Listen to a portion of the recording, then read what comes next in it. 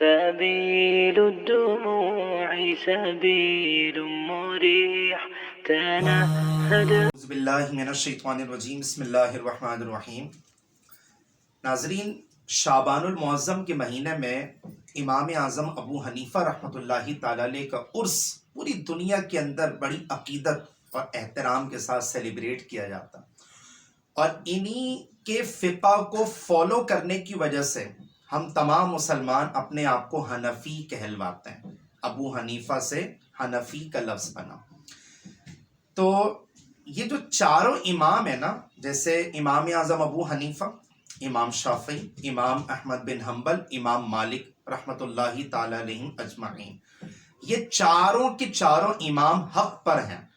مگر ہم جو فالو کرتے ہیں جس فقہ کو اور جس فقہ کے معاملات کو، وہ حنفی فقہ کہلاتا ہے، اور چاروں کے چاروں امام حق پر ہیں، ہم ان کو غلط نہیں بولتے، اور سارے مسلمان بیسیکلی آپس میں بھائی بھائی ہیں۔ تو ان کے فقہ کو فالو کرنے کے اعتبار سے ہم لوگ اپنے آپ کو حنفی کہلواتے ہیں۔ تو امام اعظم ابو حنیفہ رحمۃ اللہ تعالیٰ علیہ، آپ اپنے زمانے کے بہت بڑے امام اور بہت بڑے عالم فاضل ہونے کے ساتھ ساتھ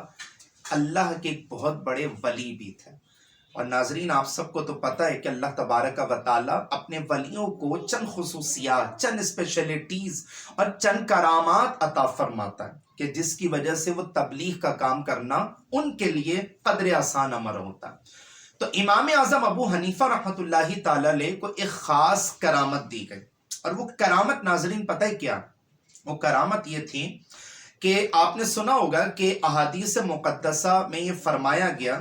کہ جب کوئی مسلمان وضو کرتا ہے تو اعضائے وضو کے جو گناہ ہوتے ہیں وہ دھل جاتے ہیں۔ یعنی اگر وضو بناتے ہوئے کوئی مسلمان بھائی اپنے ہاتھ دھوئے گا تو ہاتھ کے گناہ دھل جائیں گے، چہرہ دھوئے گا تو چہرے کے گناہ دھل جائیں گے، سر کا مسح کرے گا تو سر کے گناہ دھل جائیں گے، پاؤں دھوئے گا تو پاؤں کے گناہ دھل جائیں گے، منہ کے گناہ دھل جائیں گے، آنکھوں کے گناہ دھل جائیں گے، بالوں کے گناہ دھل جائیں گے۔ تو امام اعظم ابو حنیفہ رحمۃ اللہ تعالیٰ علیہ کو اللہ تبارک و تعالیٰ نے یہ خاص کرامت عطا فرمائی تھی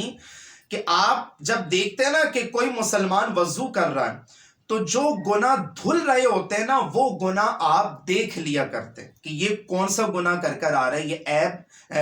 اس کے اندر جو ہے، اور جو گناہ ہے یہ غیبت کر آ رہا ہے، چغلی کر آ رہا ہے، وعدہ خلافی کر آ رہا ہے، یہ کوئی غلط کام کر آ رہا ہے۔ امام اعظم ابو حنیفہ کرامت کے طور پہ اپنی نظروں سے اس کے گناہ کو دیکھ لیا کرتے تھے کہ اس مسلمان کے وہ گناہ دھل رہے ہیں۔ کبھی ایسا ہوتا ہے کہ امام اعظم ابو حنیفہ رحمۃ اللہ تعالیٰ علیہ، ایک شخص سے آپ نے کہا کہ تو غیبت کرتا ہے، غیبت کرنے سے باز آ جا، توبہ کر لے۔ تو وہ شخص عرض کرنے لگا، امام صاحب ٹھیک ہے، میں اللہ تعالیٰ کی جناب میں توبہ کر لیتا ہوں۔ پھر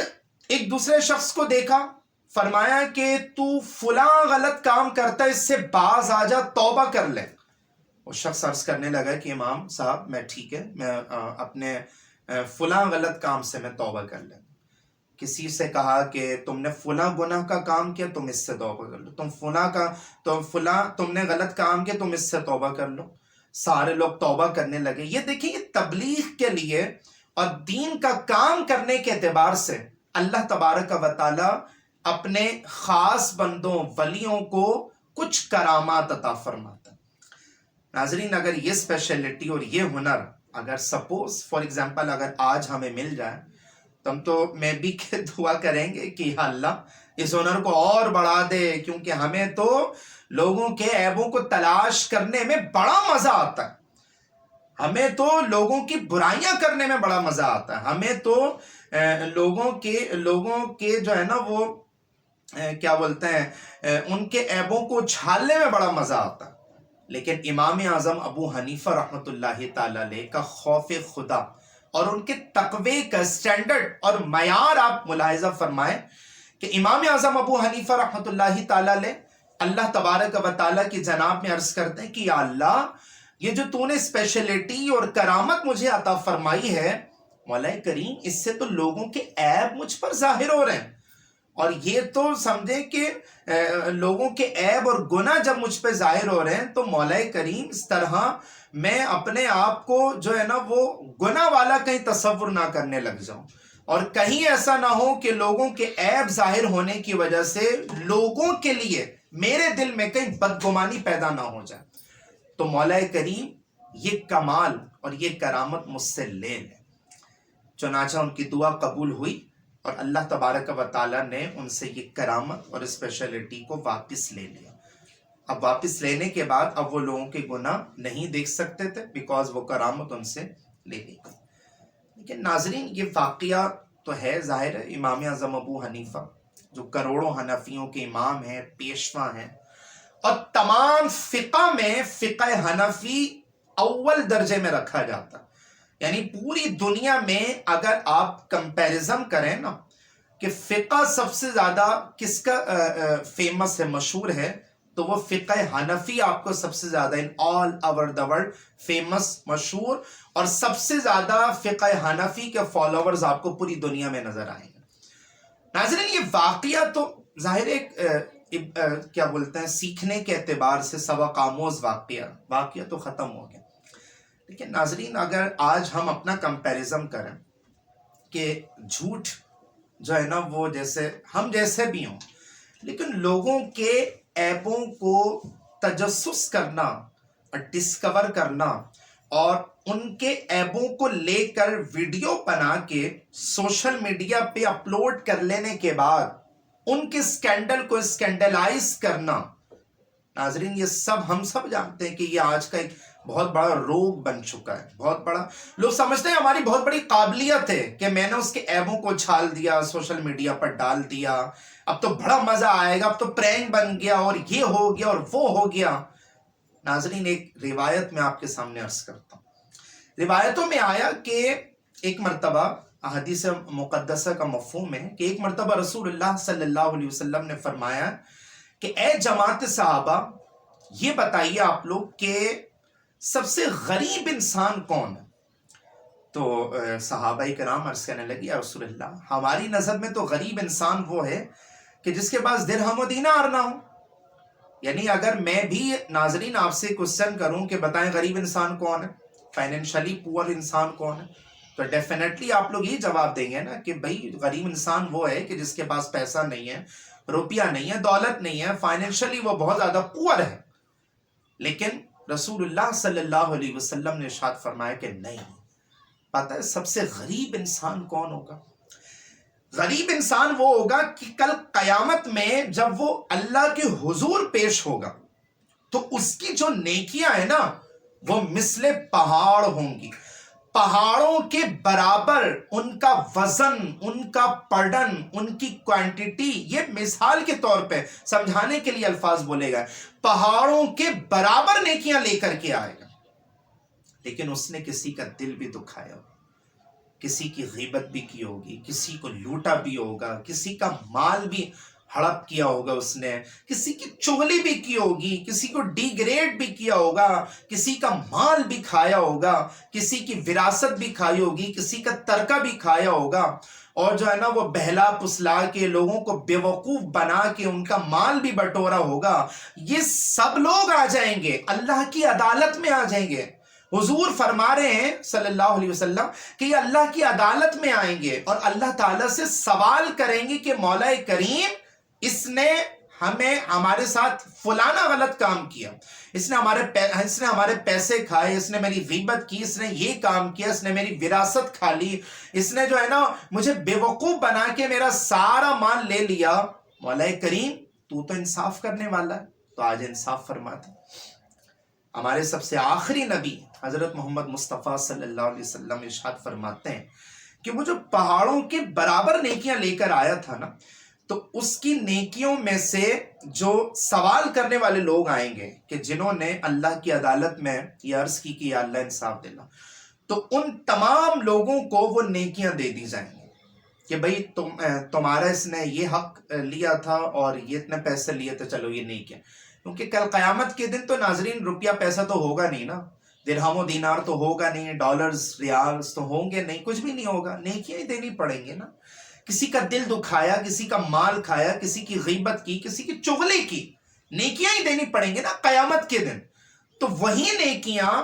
جو کوانٹٹی بنتی ہے اللہ تعالیٰ بہتر جانتا ہے کہ بھئی اس کو یہ اتنی کوانٹٹی کے اکارڈنگ نیکیاں دینی چاہیے، تو اس کی نیکیوں میں سے ناظرین حضور فرماتے ہیں کہ وہ اس بندے کو نیکیاں دے دی جائیں گی، پھر اس کو بھی دے دی جائیں گی،